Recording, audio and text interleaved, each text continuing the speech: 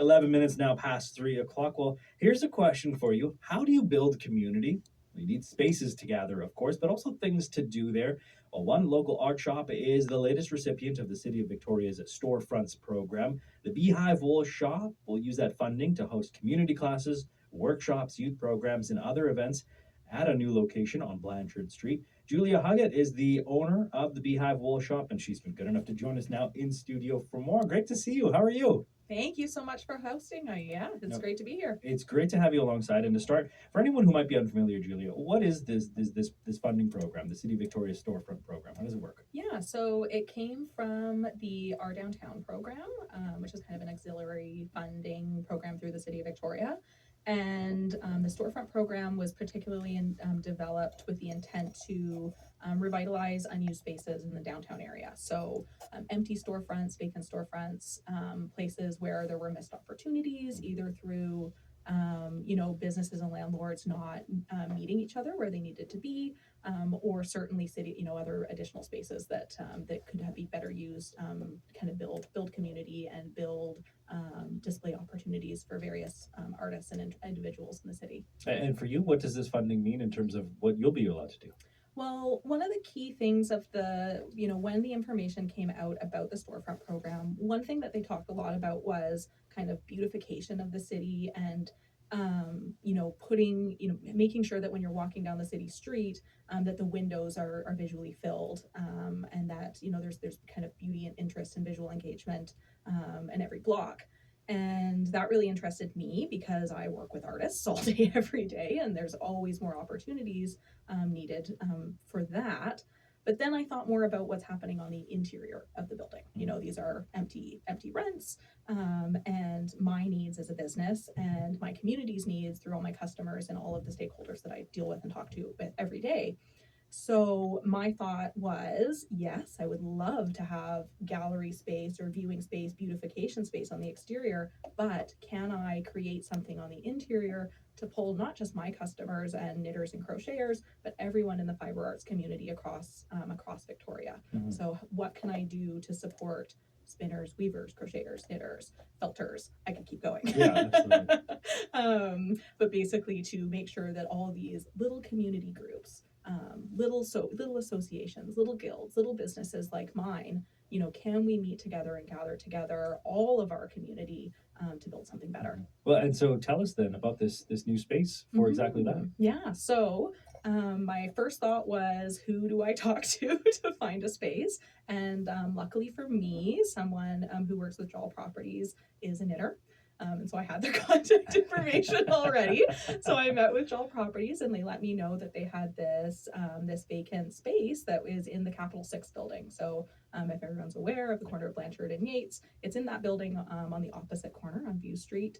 And it is 5,000 square feet. Wow. So okay. Yeah, so they invited me in, and my first thought was, oh my gosh, this is so much bigger and more overwhelming than I could have possibly imagined. But then, of course, the ideas start firing. So all of a sudden, in my mind, I was imagining one window, one art display, one class table, one gathering space has now become a much larger multi-use space that I can provide for way more people and way more use. And so how do you decide then what to use that space for on any given day or every given week? Well, a lot of it came down to my experience in my business, of course. So one thing as the Beehive that the Beehive really needed was expanded class space. We have been working really hard on revitalizing our class and workshop program for about the last 5 years. And we've hit our capacity in terms of how many people I'm able to teach in my actual store. So we teach over 100 people how to knit and crochet each year, and we have an additional 500 people that we teach advanced skills too. So all of those classes at my store happen in the evening and on weekends when my store isn't busy. Because you can't teach and sell at the same time. Those are two things that don't go hand in hand. And so having an opportunity for daytime classes, for kids classes, for additional teaching space, that was a key thing that I needed. The other thing was that I know that there's a lot of private instruction that happens in town. So this is individual talented artists who work one-on-one with interested people. And right now there's no, free third space for these people to gather. So I've heard a lot that, the fact that you can go to a coffee shop, the fact that you're buying a latte, the fact that you kind of have to reserve that space or pay for a space, it immediately means that there's a certain part of the community that we're not connecting with. There are barriers. Yeah. Exactly, those barriers. And so being able to provide a low or no barrier space where anyone can come in and teach was key for me. And so is it fair to say then that the funding you're getting as part of this City of Victoria program, it's entirely the reason you're able to offer this? Yes, I mean, as a business, to expand past our brick and mortar storefront, there's always a risk. There's always a risk, that opportunity cost. The fact is, I am a for-profit, or the Beehive is a for-profit business. We have to pay our staff and our rent, and so anything we do outside of that, brings risk into the business. The fact that the City of Victoria has provided funding so that I can expand our community without that financial risk is huge. It is the only reason we're able to do this. And correct me if I'm wrong, but it's a one-time funding model, is it? Yes, it's a one-time funding model. I believe, and someone from the City of Victoria may correct me at any point here, I believe there was funding last year. And the funding right now, the City of Victoria budget is kind of all up in the air. So we'll see what happens next year. Maybe someone's listening. Well, and I'm glad you brought that up, because there has been a lot pointed at this budget in particular, given the fiscal constraints the city says they're under right now. I wonder, especially when you outline the need for spaces, the need for artists to gather, proliferate, share ideas, and makers to make things, how hopeful you are that under financially challenging times, municipalities will make space and prioritize spaces like this. I know I wouldn't want to be on anyone's budget committee this year. I can't imagine how many different directions people are pulled in.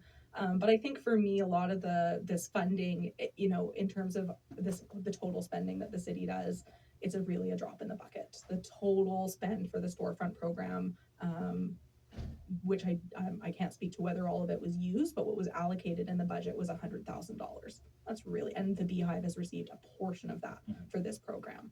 So we're talking really, this is not a top line market. No one's pulling from a police budget or a community budget to do this kind of thing. But the number of people that it impacts is far outweighs, the dollar spend that we got. And so finally, to that point then, Julia, you and I have talked before about how much this has grown, the need, the desire to make one's own clothes, to kind of get involved with their hands when it comes to fibers. We did a series on the program last week talking about how shopping for vintage clothes has just boomed because people are trying to avoid fast fashion. And that very much is under the umbrella of what you do. So for anyone who is interested in learning more, wanting to know what the next steps are, what do they need to know? Yeah, so anyone can head to our website, beehivewoolshop.com. Under the events tab, there's an area for the Beehive Fibre Arts Centre. That's all the information about events that are going, how to apply to appear for gallery space, how to book your own space if your group or club would like to meet there. It's all the information is there to open the space up to the community. So and certainly if anyone has any questions, feel free to email us, events@beehivewoolshop.com. Great to see you again. Thanks so much for dropping by. Thank you so much, Jason. It's been an absolute pleasure. That is Julia Hugget, who is the owner of the Beehive Wool Shop in Victoria. 20 minutes now past 3